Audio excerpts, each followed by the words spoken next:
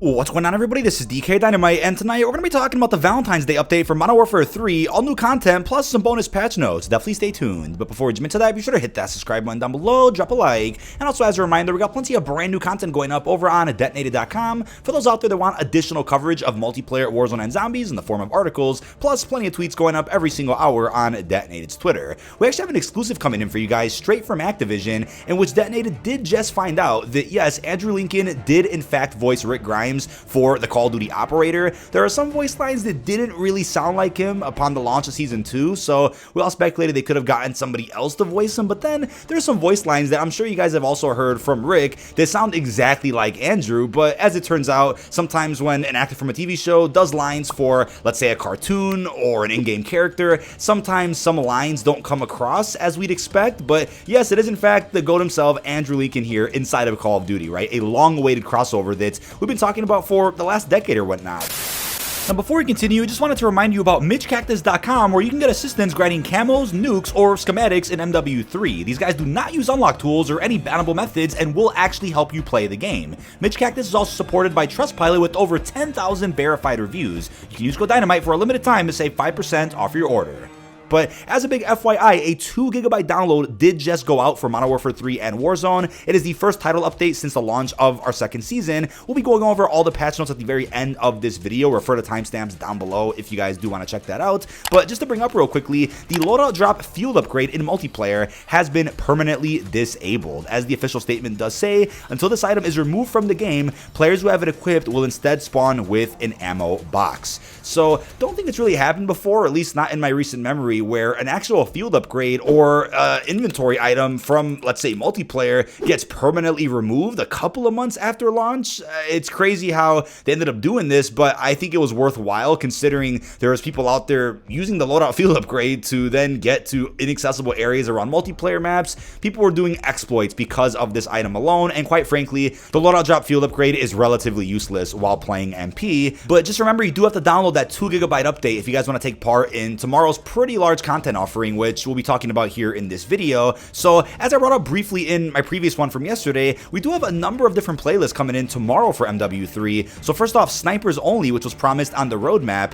We also have Departures 24/7. So I do like the fact that with MW3 and I think even MW2's multiplayer system, whenever we get multiple new 6v6 maps added in one update, they'll end up doing a 24/7 playlist for each map, but they'll split those up, I think, week by week during the first half of the season. So we had one for Stash House last week, which is getting removed tomorrow, and then we're gonna have one for Departures, and I'm sure we'll end up getting one for Vista probably next week or something. But we also have what is looking like the Horde Point Hellhound Pound playlist, which is gonna be replacing the Armored Zombies one that we currently have right now. So I guess you're just gonna see a lot more dogs spawning in while playing that mode, or maybe it'll just be the same mode we already have, just with actual dogs added in, but they wanted to rename the playlist for whatever reason. And then we're also gonna be getting the beginning of the Cryptid Boot Camp in-game challenge event. I actually made a full guide breaking down every challenge from that event, which again I'll have linked down below. It was my previous video, and thankfully all the challenges already did leak out from the usual data miners over on Twitter, so I went ahead and made a guide a little bit early so that tomorrow on stream we could just enjoy the launch of the new content and grind it in-game with you guys, not having to worry about recording any footage of that. But tomorrow is also the end of the Year of the Dragon in-game XP event, which doesn't have any challenges tied to it, but if you hit around, I think it's 570,000 total XP, you'll get a universal camo called Dragon Scales, and you'll also get some other cosmetics themed around the Lunar New Year. Now Warzone is also getting a pretty cool playlist update tomorrow, since Vandal is returning with support for Lockdown. Now Fortune's Keep will indeed still have every squad size available if you guys want to go ahead and play Resurgence on that map. Ashika Island isn't coming back tomorrow, and it's unclear when it is. I don't think it's even coming back next week. I know we're going to get Plunder back for Urzikstan, but I do think they're going to bring Ashika back probably before the end of Season 2, unless they decided to rotate it out, which I highly doubt. I'll keep you guys posted with what's going on over in Warzone. Don't forget, we're also going to be getting a new set of weekly challenges for MW3 and Warzone, so you'll be able to do the challenges in MP, Zombies, or Battle Royale. Maybe they'll end up adding in support for Resurgence, where it's like, hey, you could do the weekly challenges this week in a map other than Urzikstan, maybe a map like Fortune's Keep through Resurgence. Maybe they'll end up doing that at some point, but there are a number of new aftermarket parts they got announced with Season 2, so I'm sure one of those will be tied to the release of the new weekly challenges tomorrow. We'll again be doing all of those on stream live with you guys as well, helping everybody out in case you guys need some assistance grinding finding that in a certain mode. It's also possible that we end up getting a blueprint or a universal camo reward for doing a week's worth of challenges, but don't forget, after doing 8 weeks worth of Season 2 weekly challenges, which we're not going to be able to fully complete until March, you end up getting a really cool Inferno animated camo, which looks absolutely beautiful. But in regards to Valentine's Day, everything we just discussed is actually releasing on February the 14th, so we're actually getting a pretty surprising update on actual Valentine's Day. But if you guys out there have plans or something, I'm sure you'll get back to MW3 or Warzone on Thursday or whatnot. But usually, as we've seen in recent years for Valentine's Day, we end up getting a mode like Kiss Confirmed, where they end up reskinning the dog tags in the mode with hearts instead. We might end up getting that at some point tomorrow for a surprise drop. That's why, again, we'll be streaming live in the morning for the content that we know is coming, and with the potential for some surprises across multiplayer or even Warzone. As of right now, like I mentioned in a recent vid, we do have this Valentine's Day themed bundle, which is already released. This is the Cupid Tracers pack featuring 2 blueprints, one for the crossbow, and some other Valentine's Day themed cosmetics. I guess you could say it's a little disappointing that we didn't get a full-fledged Valentine's Day in-game challenge event or even an XP one, but there still are a number of events releasing with Season 2, one nearly every single week, which is that much more exciting, I think. I think it's probably better to at least have some type of in-game challenge event rather than nothing, and maybe it's better that they've gone with the ones they decided on instead of doing a holiday-themed one this time around. I think as of now, there is a leaked one for St. Patty's Day, which we'll be breaking down in a separate video. But still, for those out there that want to celebrate Valentine's Day, there at least is that bundle for those out there that are interested in cosmetics. I also wanted to bring up an update that may have gone live a little bit early or may get officially confirmed or revealed with tomorrow's big update, and that is the high-capacity plate carrier. For whatever reason, this wasn't mentioned in the Season 2 blog post, nor do I think it was even leaked by the usual data miners, but this is something that you can actually find right now when playing Warzone. I'm not sure if it can be found in Urzikstan, but it for sure can be found in Fortune's Keep. This is a new type of plate carrier that wasn't even in DMZ, but if you guys remember, back during Warzone 1, you were able to actually strip plates off of any armor satchel that you found around the environment, and that was a feature that went live for Caldera, Rebirth, and Fortune's Keep at the time.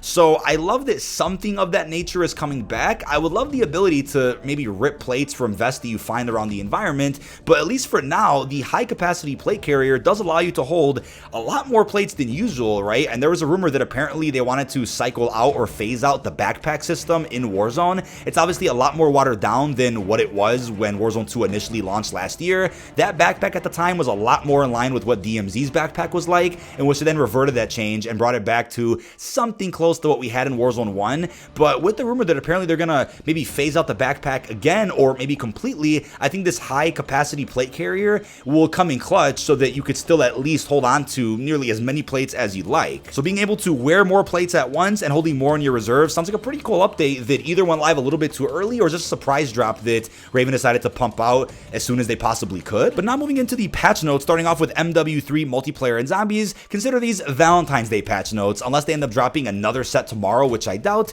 Here's what happened as of today on February 13th. They addressed the crash that occurred during offline play while selecting a weapon or operator. Also, a ton of bug fixes, resolving various issues causing the player to be unexpectedly kicked back to the menu when viewing prestige calling cards, when looking at the locked operator challenges or removing options from quick settings. Also issues in regards to previewing weapon completionist rewards. That will no longer cause the menu to become inoperable. Also addressed an issue preventing the activate armory unlock prompt for controller inputs from functioning, replace the placeholder name for the Ram 9 SMG gun camo, and then reward images in the Horde Hunt event menu also got fixed, because I was seeing placeholder ones in my menu which didn't show me that you would actually unlock perk can acquisitions for hitting certain milestones in the event. That's now been fixed. But also some other bug fixes for akimbo weapons being displayed properly after infiltrating maps via an elevator, and address the problem preventing hybrid optics from being toggled while a comb attachment is equipped on the BP-50, the brand new AR of Season 2. In terms of progression, increase the XP earned for the first challenge in week 1 from 1,000 to 2,500, right? That's a challenge that you guys can still do as of now if you didn't finish week 1 set, but also increase the bonus XP per match for using a featured operator known as Emperor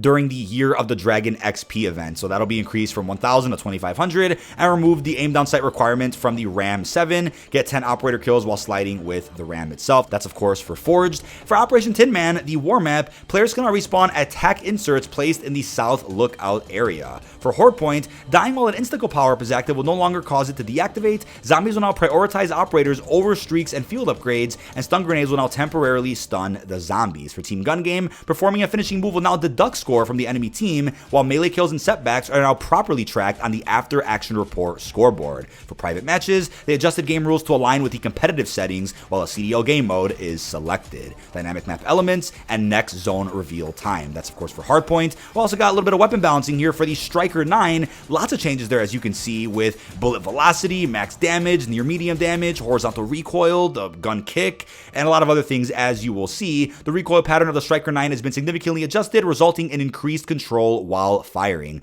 Also got a change to the TAC Evolvere light machine gun. Lots of changes there, as you can see, for max damage, for head damage multiplier, increased neck, upper torso, upper arm, and lower arm damage multipliers, and then we even have a change for the 5.56 belt magazine. Lots of cool changes there, as you will see. Our primary goal for these changes is to better differentiate the two ammunition types of the TAC Evolvere. 7.62 is slow yet accurate, long-range competitor, and then conversely, 5.56 favors aggression and is built for run and gun playstyles. We then got changes there for the longbow, the Jack Tyrant 7.62 kit for the sniper, and then the WSP Stinger handgun as well, followed by removing hipfire crosshair sway for the no stock attachment on that handgun. But then for the assassin vest, resolved an issue preventing lethal equipment from being equipped. That was definitely a bug that I know we were talking about last week on stream. And then for the Wheelson, zombies can now run over and be killed in the hard point mode when using that streak. But for ranked play, they went ahead and removed sub base completely, while they also restricted all sniper rifles. But lastly, for zombies, with PhD Flopper, they addressed an issue that prevented the perk from protecting players against various damage sources. Not sure if that also prevents you from drowning. But then a sentry turret adjusted the amount of active sentries players can place at a single time, which is kind of unfortunate because that made the Red Worm boss fight pretty fun, but I know it was causing crashes, so that just had to go. And then overall, they also improved stability for zombies. When it comes to Warzone, there wasn't that much apart from some weapon balancing, but they also added in estimated match time. A new label has been added when selecting a mode on the main menu, which indicates the estimated match duration.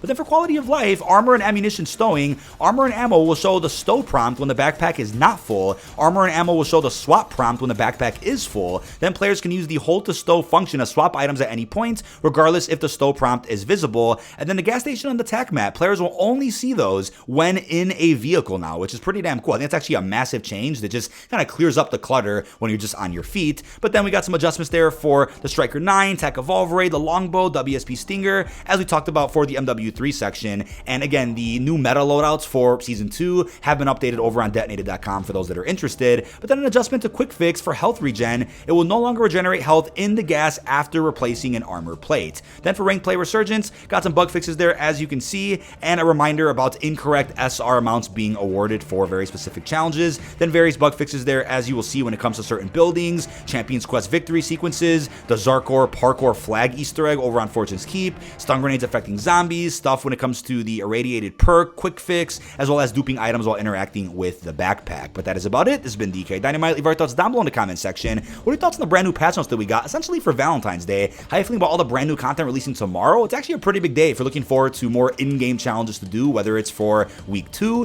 whether it's for the new challenge event known as the Cryptid Bootcamp. Plus, let me know what you think about Andrew Lincoln voicing Rick Grimes. Really hope you've enjoyed, and peace out, everybody.